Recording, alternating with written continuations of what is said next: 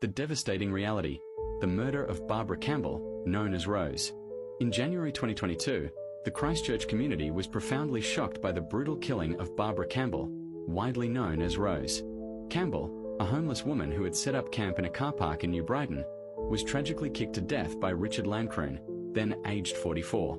Her death sent ripples of grief through the local community, evidenced by the many flowers and heartfelt messages left at the site where her life was so violently taken.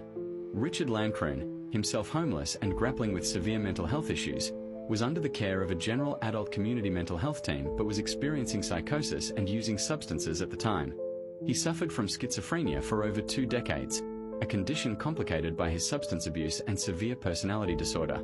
Landcroon held a delusional belief that people could read his thoughts and that his neighbors were persecuting him. According to the summary of facts, on January 12th, Landcroon entered the car park and sat next to Campbell. An argument ensued, during which she told him to leave and threatened to call the police. He then stood up and kicked Campbell at least 15 times to her head and upper body as she lay on the ground. He returned a minute later to kick her another 5 times. Campbell was left unconscious and bleeding heavily.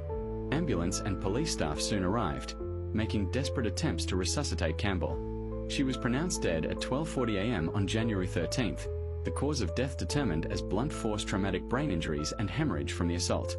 Landcroon, who had returned to the car park, was taken into custody and admitted to kicking Campbell approximately 30 times to the head during police interviews. The court heard details of her injuries, which included major external trauma to her head and face, with a large laceration to her right temple that exposed her skull, and numerous bruises and abrasions over her body.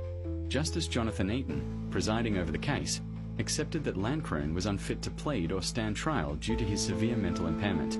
However, Eaton confirmed the evidence unequivocally showed Landcroon had committed the murder. Based on psychiatric reports that outlined Landcroon's high risk to others and his inability to cope, he was detained in a hospital as a special patient. The tragedy also highlighted concerns about prior police interactions with Landcroon. Police had been called to 2 separate incidents involving him on the night of the murder, but he was not located before the fatal attack. Barbara Campbell's death stands as a profound and tragic reminder of the consequences when severe mental illness, addiction, and homelessness intersect. Her case underscores the urgent need for more robust support systems to protect society's most fragile members and prevent such horrific outcomes.